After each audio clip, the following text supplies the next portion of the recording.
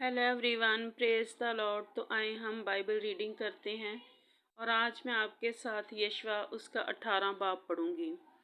और बनी इसराइल की सारी जमात ने सेला में जमा होकर खैमा इज्तिमा को वहां खड़ा किया और वो मुल्क उनके आगे आगे मगलूब हो चुका था। और बनी इसराइल में 7 कबीले ऐसे रह गए थे जिनकी मिरास उनको तकसीम होने ना पाई थी। और यशवा ने बनी इसराइल से कहा कि तुम कब तक उस मुल्क पर कब्जा करने में जो खुदावन तुम्हारे बाप दादा के खुदा ने तुमको दिया है सुस्ती करोगे। सो तुम अपने लिए हर कबीला में से 3 शख्स चुन लो। मैं उनको भेजूंगा और वो जाकर उस मुल्क में सैर करेंगे और अपनी अपनी मिरास के मुआफिक उसका हाल लिखकर मेरे पास आएंगे। वो उसके साथ हिस्से करेंगे।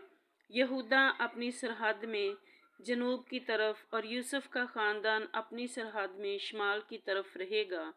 सो तुम उस मुल्क के साथ हिस्से लिख कर मेरे पास यहाँ लाओ, ताकि मैं खुदावंद के आगे जो हमारा खुदावंद है तुम्हारे लिए कुर्रा डालूं, क्योंकि तुम्हारे दरमियान लावियों का कोई हिस्सा नहीं, इसलिए कि खुदावंद की कहानत उनकी मिरास और जद और रोबन और मनस्सी के आधे कबीले को यरदन के उस पार मशरक की तरफ मिरास मिल चुकी है, जिसे खुदावंद के बंदा मूसा ने उनको दिया।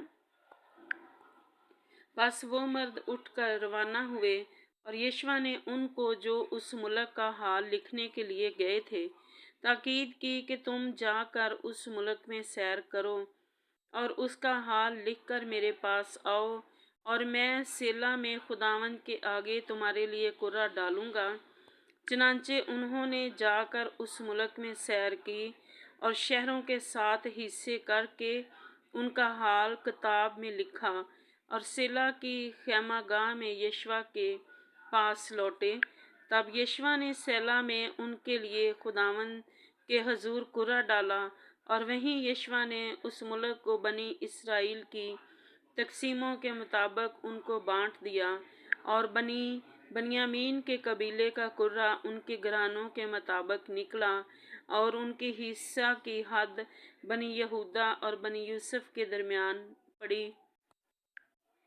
सो उनकी शुमाली हद यरदन से शुरू हुई और ये हद यरू के पास से शुमाल की तरफ गुजर कर कोहस्तानी मुल्क से होती हुई मगरब की तरफ बैतावन के बियाबान तक पहुंची। और वो हद वहां से लूज को जो बैतिल है गई और लूज के जनूब से उस पहाड़ के बराबर होती हुई नीचे के बैत हरून के जनूब में है अतारात अदार को जा निकली।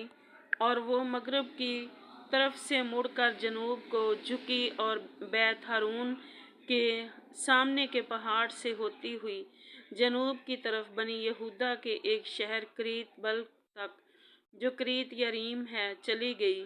और ये मगरबी हिस्सा था और जनूबी हद क्रीत यरीम की इंतहा से शुरू हुई और वो हद मगरब की तरफ आप नफ्तू के चश्मा तक चली गई और वहाँ से वो हद उस पहाड़ के सिरे तक जो हनूम के बेटे की वादी के सामने है गई, ये रफाइम की वादी के शुमाल में है।